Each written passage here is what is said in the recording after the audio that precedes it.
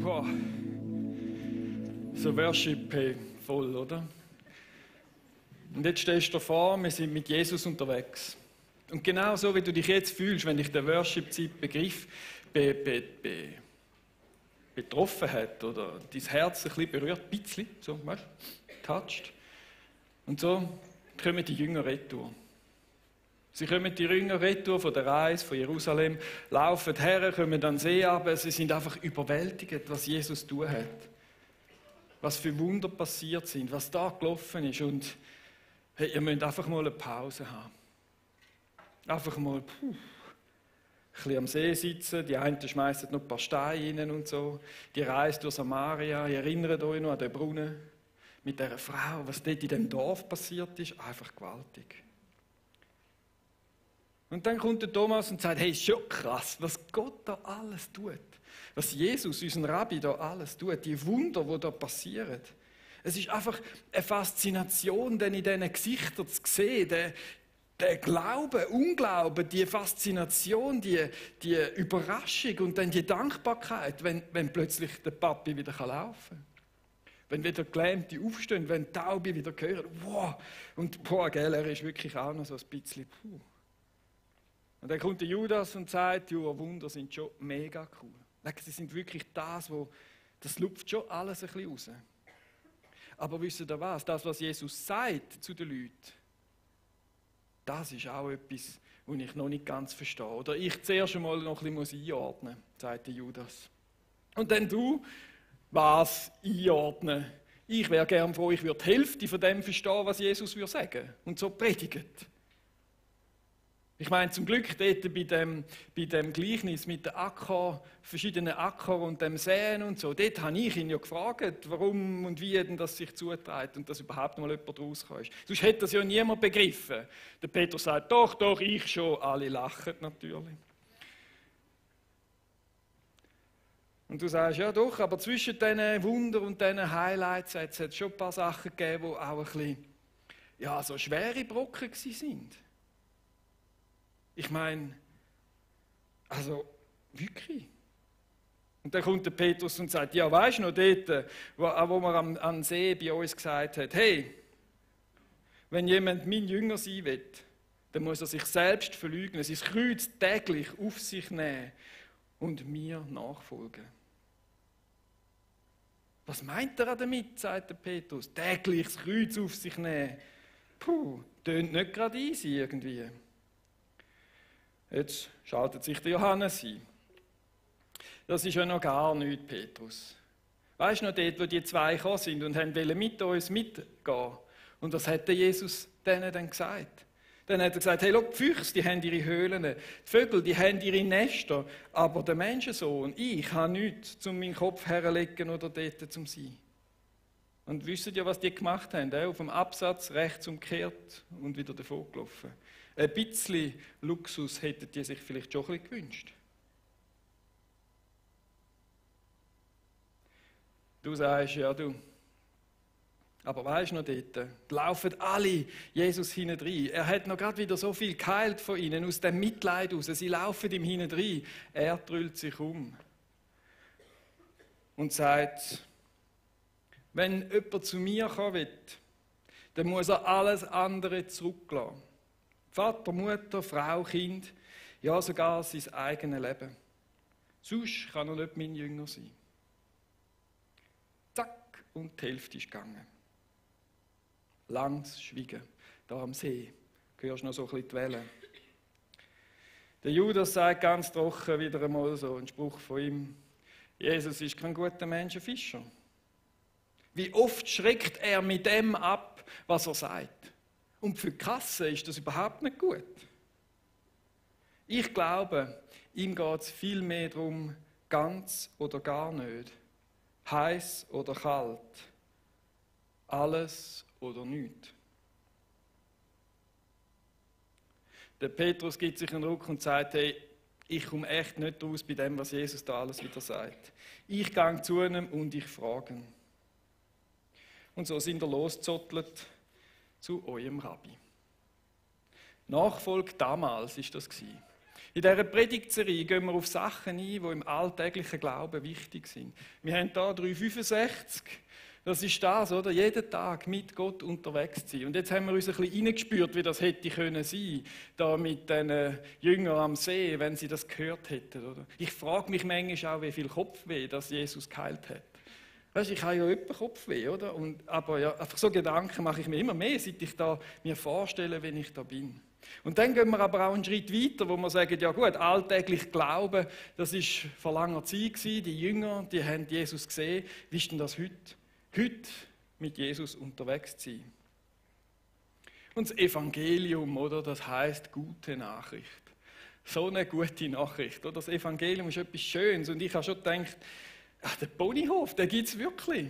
Oder? Das ist, Und dann, wenn du so down bist und irgendwie so ein bisschen traurig oder mutlos oder Menschenfurcht oder irgend so etwas, oder, dann kannst du dir so einen guten Vers auf dem Evangelium aus dem Matthäus oder aus dem Lukas, alle Sorgen werfen auf ihn, dann er so, ich sage euch, das ist doch gut, oder? Und das ist auch das Evangelium und das ist auch das, was es braucht, oder? Das ist auch das, was mein Herz, vielleicht meine Seele braucht, damit es da Führung geht. Aber dann eben, wenn du dann in dem Matthäus-Evangelium ein bisschen weiterlesest, dann kommen die verschiedenen schwierigen, vielleicht so ein bisschen schräg in der Landschaft stehenden Versen und die sind eben nicht immer einfach, nicht immer so easy life. Jesus redet ganz klar über den Ernst von einer Nachfolge. Er redet ganz klar, schau, wenn du mir nachfolgst, das hat Konsequenzen in deinem Leben. Er sagt, schau, das und das und das und das kann passieren. Und er sagt ganz klar, schau, das und das und das kostet es dich. Vater, Mutter verlassen, dein Leben zurücksetzen. Im Fall von einer Nachfolge sagt er dir ganz klar den Preis. Und ich bin froh darum. Ich bin froh darum, weil ich weiß, auf was ich mich dann auch einlasse. Und im Nachhinein kann ich sagen, ja, wenn ich das gewusst hätte, oder? Ich weiß nicht, wenn ihr schon mit dem Spital unterwegs sind. Ich hatte so eine Darmoperation, da haben sie mir da einen Schnitt gemacht. Aber bevor sie mir den gemacht haben, haben sie mir einen Zettel gegeben, 2 Seiten, was alles passieren kann. Also weißt, du bist nicht gerade ermutigend, oder? Ich glaube schon an die Ärzte und die haben ja gute Ausbildungen und so, aber weißt, klar und deutlich steht dort, oder? Also du könntest sterben bei der Anästhesie und wenn sie dir dann da hinten das Ding rein tun, dann musst du 3-4 Mal auch unterschreiben, dass es halt so ist, wie es ist. Aber Jesus ist genau auch so. Er kommt hin und sagt, die Nachfolge hat einen Preis. Und die Nachfolge hat Folgen in deinem Leben. Und er ist ehrlich und sagt, wenn jemand mein Jünger sein will, muss er sich selbst verleugnen, sein Kreuz täglich auf sich nehmen und mir nachfolgen. Wenn jemand zu mir kommen will, muss er alles andere zurückstellen. Vater und Mutter, Frau und Kinder, Brüder und Schwestern, ja sogar sein eigenes Leben. Sonst kann er nicht mein Jünger sein. Das ist schon noch dicke Post. Und sich selbst zu verleugnen, ist doch irgendwie das Gegenteil vom sich selbst optimieren. Von das Beste rausholen aus dem Leben. Wo so ein bisschen, es grüllt sich halt um mich. Und in der Nachfolge, wenn wir Nachfolger sind, dann laufen wir ja jemandem nach. Dann geht es einfach immer viel mehr um den, der vor dir läuft, als um dich. Es ist einfach so. Ein Jünger läuft an einem Rabbi nach und der Rabbi bestimmt das Tempo. Der bestimmt, wenn Pause ist oder wenn nicht. Egal, wie du dich gewöhnt bist. Er bestimmt den Luxus von eurer Reise. Er bestimmt das Ziel und die Richtung. Er bestimmt Ethik und so weiter. Und wir haben das letzte Mal ja schon ein Stück weit angetönt, oder? Wo es darum geht, welchen Willen wollen wir denn tun? Wenn wir den Willen tun von unserem Rabbi oder wenn wir den Willen tun von mir wollen, wo es um uns geht? Sein Wille, mein Wille. Sein Weg, mein Weg. Eigene Ansprüche oder die Ansprüche von Jesus? Das ist die Frage. Wenn es darum geht, dich selbst zu verleugnen, seine eigenen Ansprüche zurücksetzen, seine Familie zurücksetzen und sagen, ich laufe Jesus nach. Und das haben Petrus gemacht, das haben alle Jünger gemacht. Alles zurückgesetzt und gesagt, dem laufe ich nach. Und vielleicht ist das jetzt Überraschung, die Welt dreht sich nicht um dich. Ist einfach so. Die Welt dreht sich um den Schöpfer von Himmel und Erde. um seinen Willen, um das, was er geht. Er hat einen klaren Zeitplan und er hat einen klaren Plan mit jedem von seinen Jüngern. Das ist die gute Nachricht da drin. Wenn ich ihm nachlaufe, dann kümmert er sich, dann schaut er, dann kann ich ihm hineingehen.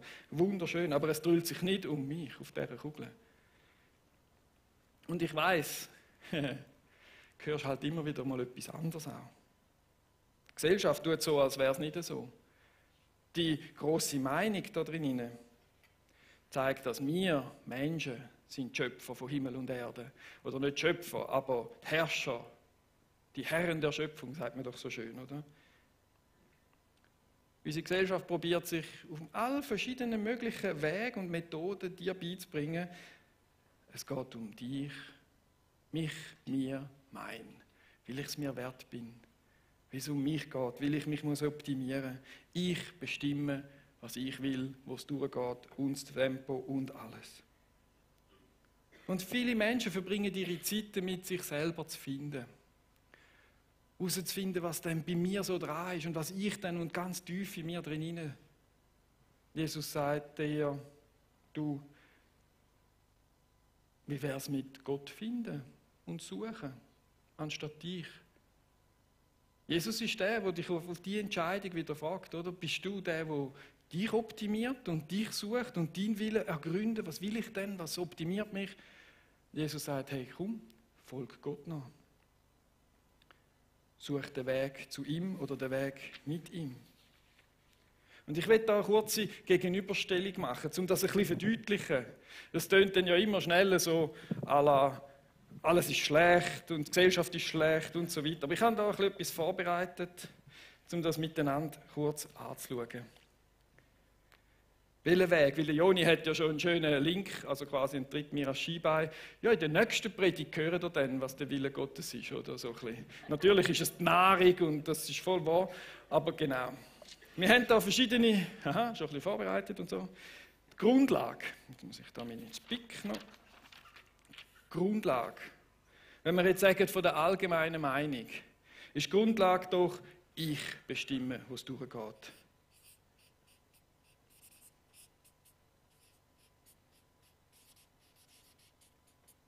Es ist mein Leben. Auf dieser Grundlage baue ich. Ich bestimme mein Leben, vielleicht noch mein Leben selber, oder?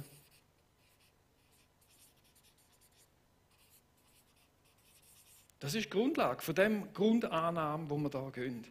Und da auf der, sagen wir, Jesus-Seite, oder? Könnte man sagen, was ist die Grundlage? Jesus ist der gute Hirte. Wir latschen ihm hinein.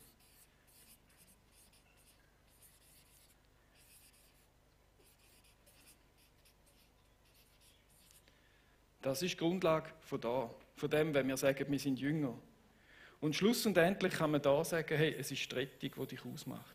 Jesus Christus rettet dich eigentlich aus dem Ich-Bezogenen raus und sagt, weißt du was, folg mir noch, ich habe einen guten Weg, einen guten Plan für dich. Dann haben wir die Familie.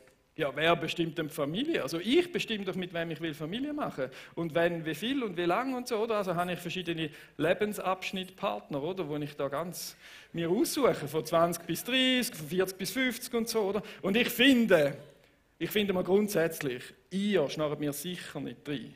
Sind wir ein bisschen tolerant? Also ich finde, gerade bei der Familienplanung sehr viel Toleranz braucht es. Und Toleranz schreibt man nicht, weil es von toll kommt mit 2 L. He? Ja, die meisten meinen das. Toleranz und wir machen doch, was wir wollen, oder? Das geht ein bisschen in die Richtung, oder? Und es geht auch ein bisschen, mit wem ich will. Ja, das ist, oh, ich bin jetzt verrutscht. Ja, stimmt, das gehört ja da rauf. Gut.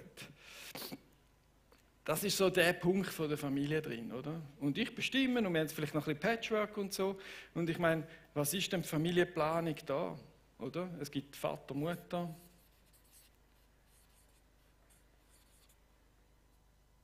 Und die tut man ehren.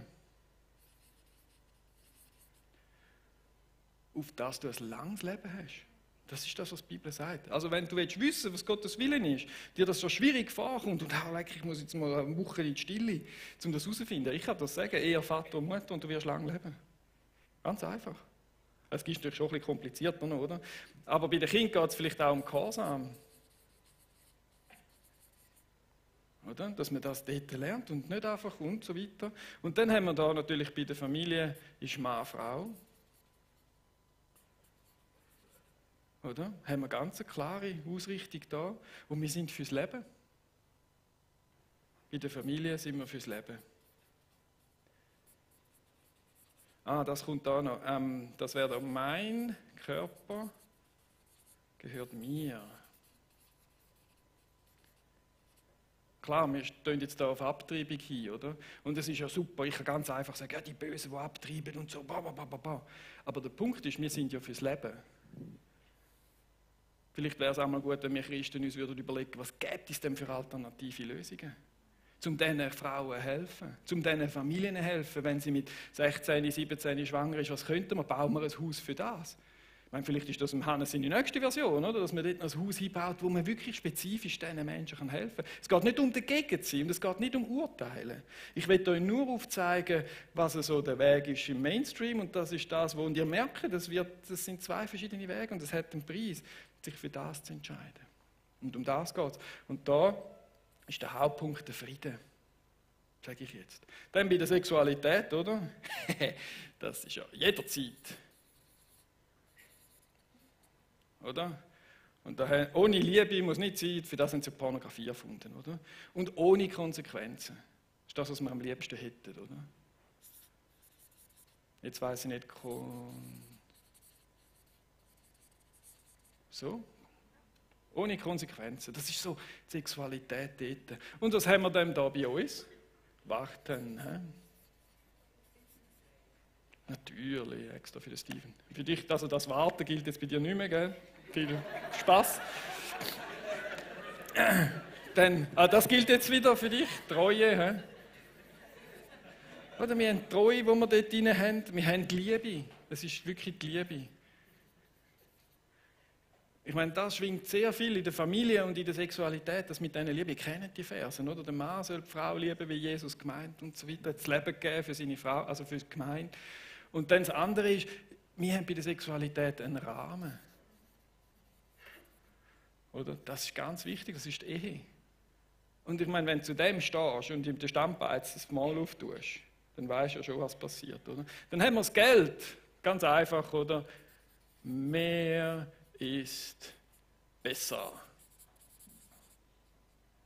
Oder? Das ist das, was wir da lernen. Je mehr das du hast, je besser ist es. Je glücklicher müsstest du doch eigentlich auch sein. Und das haben wir bei uns. Bei uns ist es Gott, der versorgt. Es ist aber auch Dankbarkeit. Es ist vielleicht sparsam, ein bisschen umgehen mit dem, was du hast, Verantwortung übernehmen. Und dann ist es sicher auch das Teilen und helfen. So sollen wir mit dem Geld umgehen. Und da oben haben wir den Glauben. Dort habe ich einfach das Gefühl, ist sicher etwas. Das muss befriedigend sein. Und dann, was mir hilft. Das nehme ich doch gerade oder ein bisschen aus dem Schublädchen, mache ich aus dem und dann da. Und auf der anderen Seite da geht es um Jesus, sein Reich. Oder mein Rabbi, wenn wir bei der Nachfolge sind. Und ich meine, das ist jetzt sehr pauschal und sehr einfach, aber es zeigt ein Stück weit auf, was uns die Welt will zeigen, und das ist das, was Jesus vorgelebt hat und vorgeht. Und der Punkt ist, wenn ich Jesus nachfolge, dann mache ich es ja wie er. Ich lebe das auch, was er gelebt hat. Oder ich probiere es wenigstens auf eine gewisse Art. Das ist ja ein Prozess. Aber es ist eine Entscheidung zu sagen, ich gehe diesen Weg. Da vorne ich an. Jesus ist mein guter Hirte, er führt mich durch all diese Themen und die Themen gehen ja noch weiter. Und vielleicht gibt es da auch noch einen Graubereich, oder? Und es geht auch nicht um Urteilen, versteht ihr? Ich will euch das aufzeigen. Jesus sagt, wer mir nachfolgt, wer diese Ethik vertritt, der muss sich verlassen. Weil, weißt, da geht es immer um dich, oder? Da, ich bin mein und da, was mir Gefühl und was es mir hilft und so. Besser, mehr hätte ich gern und so. Aber da geht es auch um dich. da hast du einen lebendigen Gott, der sich um dich kümmert, der dir sagt, hey, Ehre Vater und Mutter und dir wird das Leben gut, oder nicht gut, sondern länger. Na gut. Denn da, er sagt, hey, versteht ihr, was ich meine? Da geht es ganz, ganz, ganz fest auch um dich. Auch dich zu finden, auch in die Seelsorge, auch das, oder? Aber es ist einfach ein guter Output, der da kommt. Und es gibt da ganz viele, die da ihnen versagen. Ja, so ist es. Und dann gibt es eine zweite Chance. Wir haben Gnade. Dazu kommen wir aber noch. Aber das wollte ich einfach zum Verständnis haben, oder? Für was wir uns entscheiden. Und irgendwann muss das irgendjemand mal sagen. Und das wird nicht lustig, wenn du in der Politik bist und du stehst für solche Sachen und für solche Sachen ein, dann versagen sie dich. Das ist einfach so, weil die Welt tickt anders. Die Uhren um uns herum, die ticken ein Stück weit anders. Es gibt zwar eine einzige Möglichkeit, wie es eben geht. Und das beste Beispiel, das ich kenne, ist der Quellenhof. Die sind sowas von christlich, die sind sogar an einer Kirche angehängt. Vollgas. Aber sie machen ihren Job so saugut, dass alle müssen sagen, Gottfried Stutz, die sind wirklich gut. Die schauen für die Armen, sie schauen für die Teenager, sie schauen für die Alkis, sie schauen für Psychos, sie schauen für die. Alle sind dort und sie machen es gut. Und ganz Stadt Winterthur kennt den Quellenhof. Wie sie konsequent dem nachgehen und da sagen, hey, das machen wir, weil es ist unser Auftrag. Und die Leute kommen sogar dorthin und können schauen und haben Ansprache beim Quelli, in einem hochchristlichen Ding. Und das ist so der einzige Weg, wo ich merke, da kann man ein Stück weit zeigen, hey, ich muss nicht gegen das sein und gegen das und gegen das und mit Esoterikern kämpfen. Nein, ich lebe konsequent das und das und das. Und an den Früchten werden sie erkennen. Nicht an den Geistesgaben, wer besonders in die Zunge singen kann, sondern an den Früchten werden sie uns erkennen von unserem Handeln. Und dann werden sie sagen, wow, schau mal, was da hinten rauskommt. Da hinten raus kommen Menschen, die blühen. Und dann sagen sie, jawohl, wow, das ist doch noch, also wir finden es eigentlich doof, oder? Aber hey, super gemacht, das ist wirklich gut, oder? Sie können es nicht anders sagen, sie können es nicht verneinen. Wenn wir konsequent Jesus Christus nachfolgen. Und gell, kein Jünger hat überlebt oder ist eines natürlichen Todes gestorben von Jesus. Die haben den Preis gezahlt, weißt du, so von wegen Kreuz auf sich nehmen und so. Die haben den Preis gezahlt und in der Schweiz nicht. Da stirbt vielleicht dein Ruf. Du Fundi, du. Immer die altmodischen Christen wieder, weißt, die sind noch für Ehe und so. Brrr, will ich gar nicht, oder? Dann sind sie auch ein bisschen intolerant. Oder? Das müssen wir uns manchmal auch anhören. Aber das ist so der Punkt, oder? Wo man merkt, hey, es kostet dich etwas, die Nachfolge. Und auf dieser Welt gibt es einen Haufen, die das Christentum oder die Nachfolge mit Jesus mit dem Tod noch zahlen. Gibt es einen Haufen. Wir zum Glück da nicht. Aber was bringt denn das? Oder? Die Predigt geht ja auch ein bisschen um was bringt. Jetzt haben wir mal geredet, was kostet es, oder? Das lassen wir ein bisschen da stehen, jetzt ein bisschen zurück. So. Ich will euch nicht zu fest abschrecken. Was bringt es? Da kommt der Petrus und geht zu Jesus, hey, was bringt's? Du hast gesehen, ich habe alles verloren, alles hinter mir und die Jünger ja auch, was bringt's? Und Jesus sagt zu ihnen, Jesus erwiderte zu allen Jüngern gewandt. Ich sage euch, wenn der Menschensohn in der zukünftigen Welt in königlichem Glanz auf seinem Thron sitzt, werdet auch ihr, die ihr mir nachgefolgt seid, auf 12 Thronen sitzen und die 12 Stämme Israels richten. Und ich denke, das ist jetzt speziell für diese eben Jünger gesagt, oder? Weil wenn wir dann alle zusammen auf diesen 12 Thronen sitzen, wird es eng. So nah will jetzt Joni nicht neben dir sitzen. Ah, nein. Come on, ja, es wäre doch lustig, gell? Im Büro ist ja alles, stimmt. Aber dann geht es ja weiter, oder? Und jeder, der um meines Namens willen Haus, Bruder, Schwester, Vater, Mutter, Kinder oder Äcker zurücklässt, wird alles 100-fach wiederbekommen und wird das ewige Leben erhalten. Aber viele, die jetzt die Ersten sind, werden dann die Letzten sein. Und viele, die jetzt die Letzten sind, werden dann die Ersten sein. Ich meine, das ist doch ein Ausblick. Das ist doch einmal eine Sache, wo, hey, es geht im Fall weiter auf dieser Kugel. Oder vielleicht nicht unbedingt da, das diskutiert man noch in der Theologie, wo das denn genau ist. Aber es geht weiter, es gibt ein ewiges Leben und wir werden teilhaben. Alle, die Jesus Christus nachfolgen und da sie ihre Pfeile einstecken, die werden dort dabei sein. Und das ist cool. Das ist ein gutes Reich, wenn Jesus Christus der gute Hirte ist und die Zukunft mit uns verbringt. Und es wird so schön, weil alles da hinten wird einmal vorbei sein. Alle Tränen werden abgewischt, alles wird vorbei sein, alles Mühsame, alles stark sein müssen und Tränen und Leid und Ungerechtigkeit. Oder? Das wird vorbei sein. Ihr könnt das in der Offenbarung 21 wohl nachlesen. Und das klingt alles super. Aber am Morgen um 6 Uhr schellt der Wecker gleich noch. Und dann muss ich arbeiten. Ich kann gerne arbeiten, oder? Weil ich bin an einer Mission oder Church Mission. Da bin ich dran, oder? Aber es ist halt immer noch so ein bisschen, was bringt es denn heute, Jesus Christus Nachfolger? Was bringt es denn jetzt, wenn du heute Nachmittag rausgehst?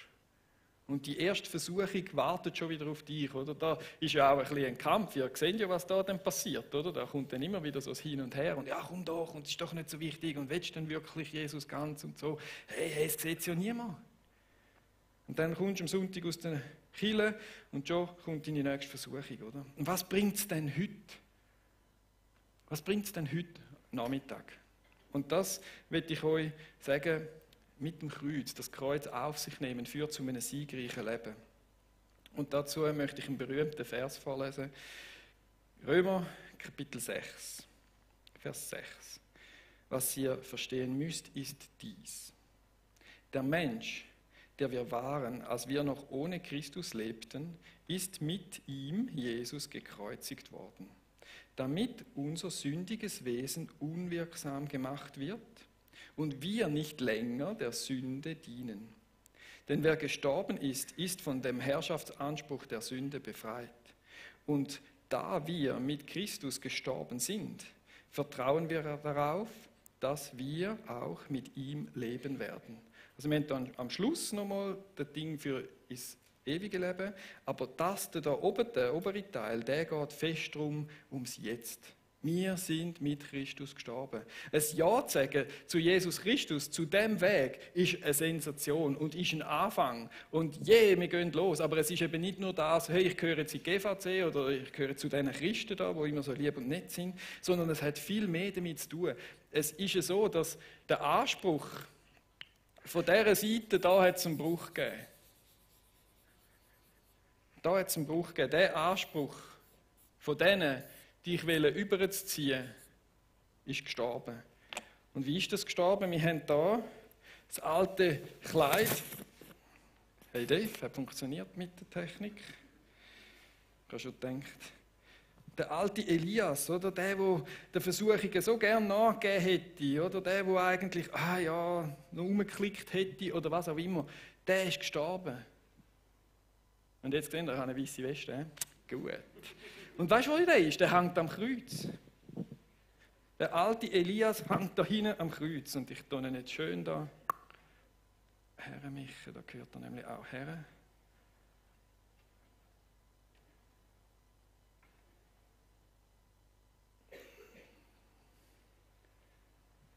Yes. So. Mein altes Leben hängt da. Und das ist eine gute Sache. Der Anspruch ist weg von dem. Und das ist so etwas Gutes, können mit dem durchs Leben zu gehen. Weil das da, das Kreuz, ist der grösste Kleiderständer auf dieser Erde. Da hängt dieses alte Leben, da hängt mein altes Leben und dies und dies und dies und dies. Man muss sich das nur immer wieder vor Augen führen. Vielleicht ist da damit in dem Vers gemeint, nehme täglich sein Kreuz auf sich gemeint. Immer wieder zu erinnern und sagen, hey, dort bin ich gestorben. Mein altes Leben ist gestorben. Ich muss nicht mehr da sein, sondern ich kann da ganz und gar leben. Und das ist so eine gute Sache. Und dann, wenn nämlich das Alte dort gestorben ist, gibt es Platz in meinem Leben für Neues. Und dann kommt der Heilige Geist in unser Leben hinein. Und was sagt er? Ist der Geist Gottes in euch, so wird Gott, der Jesus Christus von den Toten auferweckt hat, auch euer vergänglichen Körper wieder lebendig machen. Sein Geist wohnt ja in euch. Wow. Liebe Brüder und Schwestern, sind wir nicht mehr unserer alten menschlichen Natur verpflichtet, Also die alte menschliche Natur ist vergangen, der Heilige Geist kommt in unser Leben hinein und müssen nicht länger ihre Wünsche und ihr Verlangen folgen. Das ist eine gute Nachricht, liebe Leute. Das ist eine sehr gute Nachricht. Ich muss nicht mehr. Ich kann täglich mich erinnern daran, ich bin gestorben und ich muss nicht mehr diesen Sachen da nachgeben. Wie sieht denn das jetzt praktisch im Alltag aus? Schauen wir natürlich noch miteinander an. Wenn jetzt, sagen wir da beim Thema Familie, ich nehme ihn jetzt doch wieder ein bisschen vor. Beim Thema Familie, jetzt muss ich da geschwind.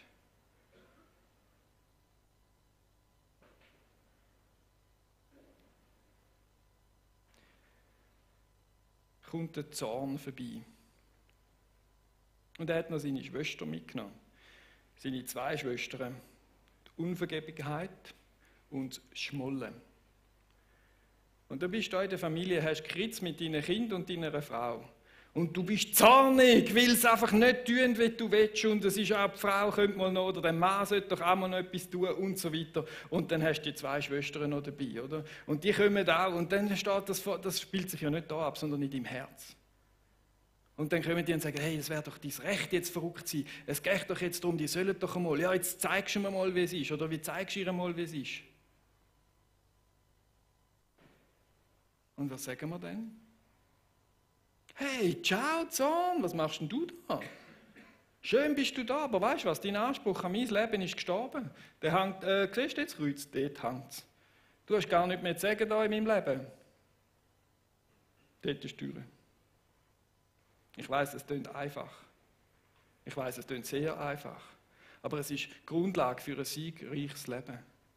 In unserem Leben. Ich sage das mehrmals täglich. Ich weiß, was das heißt. Nehme auf euer Kreuz und täglich und so. Sich immer wieder zu erinnern. Weil das Problem ist, wir haben immer das Gefühl, der Hass ist tot oder die Versuchung ist tot durch das am Kreuz. Nein, die gibt es noch. Die kommen jeden Tag vorbei. Hey Elias, wie wär's heute? Und ich sage, du hast keine Ahnung, du hast keinen Anspruch, gang heim, gang zu Jesus, aber nicht zu mir im Leben, hast du nichts zu suchen.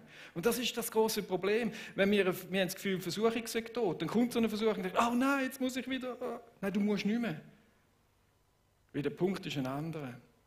Der Anspruch von der Versuchung an dein Leben oder von der Sünde oder von diesen Sachen da, ein bisschen da drin hineinzugehen, das ist gestorben. Das ist gestorben. Und das ist eben das Schöne am Kreuz, das gibt uns ein siegreiches Leben in dem hinein. Und das musst du vielleicht 10-mal sagen. Und es ist vielleicht auch ein langer Prozess, bis du das im Kopf hinein begreifst. Und wenn du es dann da begriffen hast, geht es nochmal so lange, bis du es im Herz hinein hast. Aber darum ist es gut, dass die Versuchungen immer wieder kommen, weil du kannst es trainieren. Bis du voll im Training drin bist. Dass du immer wieder kannst sagen, hey, ich führe ein siegreiches Leben mit dir, weil ich nichts mehr zu tun habe. Was machst du da? Oder? Es geht dann, hey, Menschenfurcht, wie geht's? Ja, tipptopp, aber mein Leben hast du nichts zu suchen. Hey, Schwermut, hoi, nein, die lasse ich nicht in mein Leben. Weil der Anspruch ist gestorben am Kreuz. Ich kann da, muss nicht mehr. Ich muss nicht mehr, ich bin frei. Und das ist die Freiheit, die da drinnen ist, in diesem Lebensstil, in dem Weg von Jesus Christus zu gehen. Weil an dem Kreuz so viel mehr passiert ist. Und dann ist eben das Kreuz nicht nur ein Symbol vom, ich meine, ich könnte ja einen elektrischen Stuhl um den Hals hängen, ist auch ein Mordinstrument, oder? Sondern das Kreuz da wird eben dann zu einer Waffe in deinem Leben. Und du kannst deinen Versuchungen sagen, hey, du musst nichts mehr wollen von mir. Jesus hat mir da eine Waffe in die Hand gegeben, und zwar ist das Kreuz von Jesus, vielleicht machen wir dann so ein bisschen, weißt du, wie in einem alten katholischen Film. Aber es hat etwas, du musst es einfach in deinem Herz machen. Es bringt natürlich nichts so, oder? Aber in deinem Herz können sagen, hey, da ist das Kreuz, da ist mein alter Anspruch, den du hast an mein Leben gestorben. Ich diene dir schon lange nicht mehr. Es ist alles tot. So, und jetzt fordere ich dich raus, dein Schwertchen vorzunehmen. Die Waffe vom Kreuz vorzunehmen. Und ich will, dass du dir überlegst, was sind deine Versuchungen in deinem Leben? Heute Morgen, was werden sie vielleicht sein heute Nachmittag oder nächste Woche? Oder was sind deine meisten Versuchungen? Welches von diesen Dings da kommst du immer in Konflikt? Und ich will dich herausfordern, ihnen zu sagen, ich will nichts mehr mit dir zu tun haben. Und ich möchte dich herausfordern, ihnen zu sagen, du hast keinen Anspruch mehr. Du blöde Pornoseite, du hast keinen Anspruch mehr. Ich muss dir nicht mehr dienen. Ich diene Jesus Christus, das ist ganz eine andere Sache. Weg. Und ich sage dir, du blöde Pornoseite, ich diene Jesus Christus. Nur noch er hat in meinem Leben etwas zu sagen. Vielleicht ist Porno jetzt nicht gerade mein Problem, aber ich bin bei der Schwermut gepflanzt. Und wenn Schwermut kommt, dann sage ich, oder Minderwert, das ist mein Thema, oder? Und ich habe gerade wieder so ein bisschen Zeit gehabt, ich sage Minderwert am Morgen, so, guten Tag, schön bist du da, aber ich will nichts mit dir zu tun haben. Ich will nichts mit dir zu tun haben. Und ich bin gestorben im Anspruch, dass ich mich scheiße fühlen muss. Ja, ich will dem nicht mehr nachgeben, weil der Anspruch ist gestorben dort am Kreuz. Dort hängt er, dann mache ich so. Und ich sage dir, es gilt nur die Wahrheit von Jesus Christus über mein Leben. Nur die Wahrheit von der Bibel gilt über mein Leben. Und das ist ein siegreiches Leben führen. Und das ist ein Training und das haben wir vielleicht manchmal schon ein bisschen eingerostet und vergeben. Aber ich sage mal, wenn ihr so ein Problem habt, nehmt ihr jedes Mittel, um das zu machen. Und das ist eine gute Sache. Und das gibt euch, wie soll ich sagen, das gibt euch wie Grundlagen zum Ballast loswerden im Leben hinein. So wird man ballastlos, so wird man Sieger über Versuchungen. Und ich will aufhören mit dem 1. Korinther 1,18. Mit der Botschaft vom Kreuz ist es nämlich so. In den Augen derer, die verloren gehen, ist sie etwas völlig Unsinniges. Für uns aber, die wir gerettet werden, ist sie der Inbegriff von Gottes Kraft. Das Kreuz ist der Inbegriff von Gottes Kraft. Der Inbegriff vom Sieg in deinem Leben hinein. Und das ist alltägliches Glauben. Alltäglich sich wieder da müssen, dürfen, können, zu entscheiden. Alltäglich wieder hinzugehen und sagen, so ist es. Ich warte, zack. So ist es. Ich vertraue, zack. Ich will Frieden in meiner Familie. Ich vertraue meinem Mann, meiner Frau. Zack. Jesus ist der gute Hirte. Zack, Kohle. Gut. Ich will beten. Jesus Christus, es gibt so viele Sachen mit der Bibel, es ist so dick und das Zentrale daran ist, dass wir mit dir am Kreuz gestorben sind. Der alte Elias hängt dort. Und es ist so gut, sich das immer wieder in Erinnerung zu holen. Und zu wissen, das Kreuz hat Kraft und wir müssen gar nichts mehr außer deinen Willen tun. Und Jesus, du siehst die Menschen da, die kämpfen mit Versuchungen. Und da bitte ich dich, dass du barmherzig bist und ihnen in dem hilfst, dass ihnen das Kreuz zur Kraft werden kann, dass dein Geist Gottes dort hinein wirkt. Jesus, und du siehst die Menschen da, die in der Schweiz auch Verfolgung durch Christen, wie sie Christen sind, können erleben. Und ich bitte dich dort um Kraft, das auszuhalten, das zu nehmen. Und trotzdem für dich zu gehen. Danke, Jesus, bist du mit uns und führst uns in Sieg.